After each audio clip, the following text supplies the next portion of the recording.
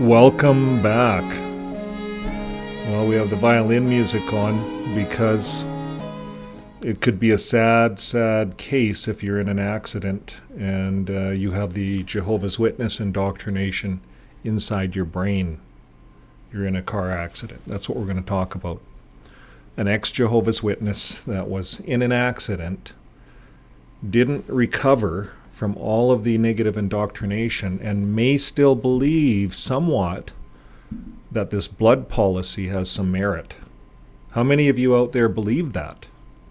We have many blood videos on this channel dealing and dissolving this lie that was put forth by ExJw.org. It was put forth by Noor. Russell never had nothing to do with it. He understood it correctly. And I'll put a link to that blood video on the very end if you want to watch it. Okay, well, we're going to get right into the story. It's an interesting story. I think it's a story that we all need to consider. Evelyn's story and Jehovah's Witness. This is put out by the Good Men Project. I notice the Good Men Project, they do a lot in talking about subjects that no one wants to talk about. And they are good men because they talk about Jehovah's Witnesses and some of the destructive things that this cult brings forth to its members. So let's talk about Evelyn. Evelyn's story. What does Evelyn De L'Ombre think about the blood policy and its moral implications? That's what we're going to talk about. And this is by Evelyn De L'Ombre. And she said she'd stopped going to meetings for 6 months. So she just kind of stopped. A lot of us are in that situation. You know, you just stop and then something happens with the blood and you're wondering, what should I do? Well, she says that before I was fading, but it wasn't deliberate. The stress of being Jehovah's Witness and the daily treadmill on the Watchtower hamster's wheel was too much for my physical and my mental health. In early 1992, I moved out of my parents' home and did not tell anyone where I was going. There was no easy way for people to track me, no mobile phones, no internet with social media profiles. That was a long time ago, 1992. And she said I'd met someone and moved in with him. It was an act of desperation as I had to get away. The Watchtower organization was suffocating me. However, while only 2 months into my newfound freedom, I was involved in a serious motorcycle accident. I was rushed to the hospital, and while in emergency room, the medical staff were tasked with whether to x-ray my arm first, which they knew was broken, or check on the severity of my internal injuries. They decided on the ultrasound to check for internal damages, which confirmed extensive injuries and that I needed immediate surgery. By this time, I was very, very cold and shaking uncontrollably. Suddenly, I needed to throw up and warned the nurses who were now scrambling to get me a bowl. But it was too late. One nurse received the brunt of it, and I began apologizing over and over again.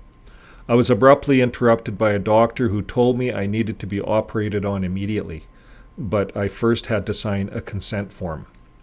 At that moment, the feeling of doom had been burdening with for my entire life.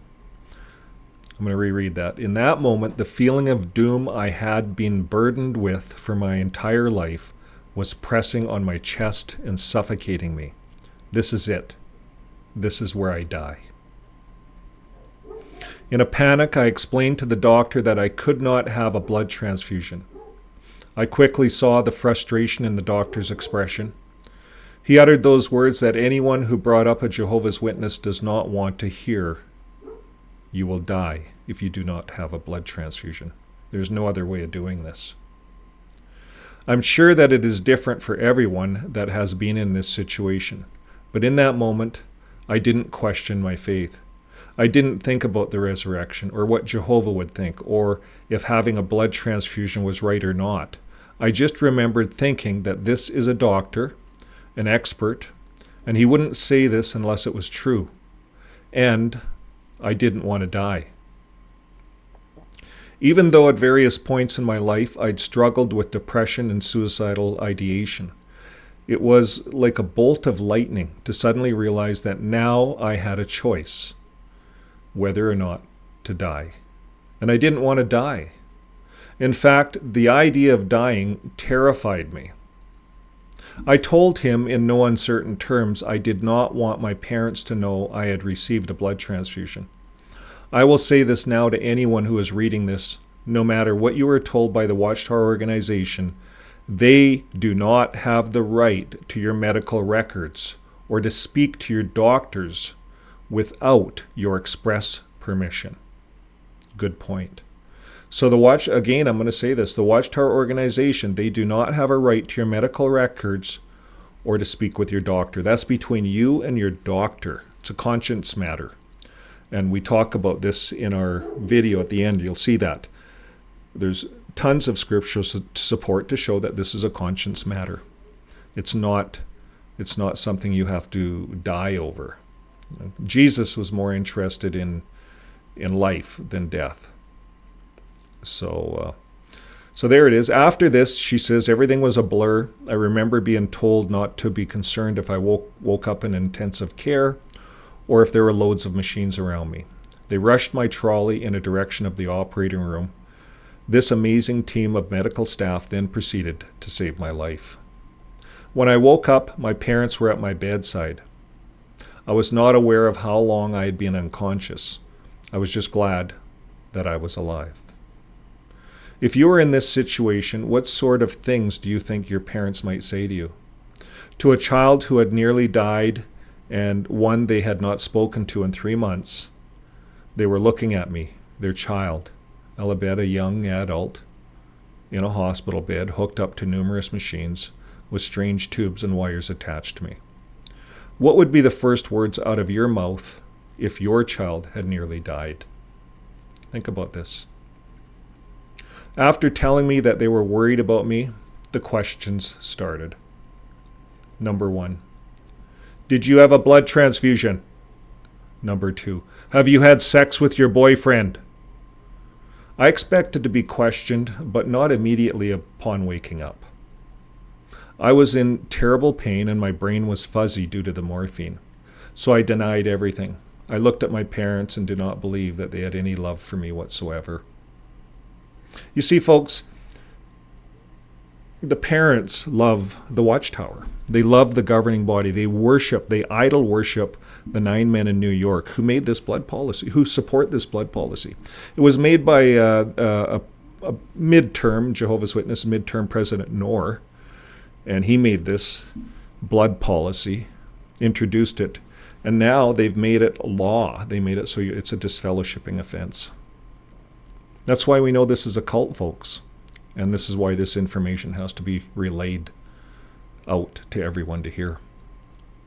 So here's the folks. They seem more concerned with whether or not I had broken their religious rules. Their feigned love and acceptance of me in their life was conditional. I could now never go back to being a Jehovah's Witness. Good for you. And shortly after the interrogation, my surgeon visited me and said that they had needed 6 pints of blood, and without it, I would have died. My spleen was ruptured, and in addition to removing it, the surgeon removed part of my pancreas and appendix. As I recovered in the hospital, I thought about what I'd have to do if I wanted to continue on as a JW. Once I had been released from the hospital, I would have had to meet with the elders in the congregation, and I would have had to detail every single sin I had committed, including receiving a life-saving blood transfusion. There was a small chance I might have just received a reproof, but I doubt that. Even if I had sincerely repented, I'd done so many things wrong in their eyes, not wrong, she never did anything wrong, but in their eyes, that they would have viewed my demonstration of repentance as just words. So I would have been disfellowshipped and shunned by all my friends and family for at least 6 months to a year, and obligated to attend all their bloody meetings. My words, the bloody. And only then I might have been considered sufficiently repentant to be reinstated. It's just all a bunch of BS. And back then, as crazy as it sounds now, I didn't doubt that JWs had the truth. It never occurred to me that I'd been raised in a lie, in the lie. I just felt that I wasn't worthy of being a JW and that I wasn't good enough or faithful enough for God to want me in his organization. You see, folks, this is what this religion does. It makes people doubt their relationship with God. It's a cult. So I resigned myself to never living forever in a paradise earth. I would never see my grandparents again in a resurrection. It's all a bunch of BS anyways. And only now at almost 50 years of age do I realize I should not have been put into this position. Absolutely not. And I realize that my wonderful children are only alive thanks to the hard work and dedication of a small team of medical workers and the blood transfusions that they gave me. So she had kids after that, had a family. And now, with the help of my loving children, I am basking in the luxury of healing from the fears and induced phobias imposed upon me as a child while growing up as a Jehovah's Witness. Do not go gentle into the good night. Do not succumb into the peaceful release of death. Old age should burn and rave at close of day. Rage against the dying of light. So here's links. I'll put this in the article. That's the end of the article. But I thought it was a good story for everyone out there that has to consider, that could have to consider this sometime. A blood transfusion. It's not evil. It's not wrong. It's a medical treatment. Okay, folks. Well, that's all I have for you today. And until next time, keep living your day with love. Bye for now. Thanks again for watching. We appreciate your comments, your dislikes, and your likes. If you would like to support the channel, just press join and buy us a coffee once a month. Until next time, keep dancing, smiling, laughing, and most of all, keep loving those around you. And have a great day. Produced by Fixing My Faith.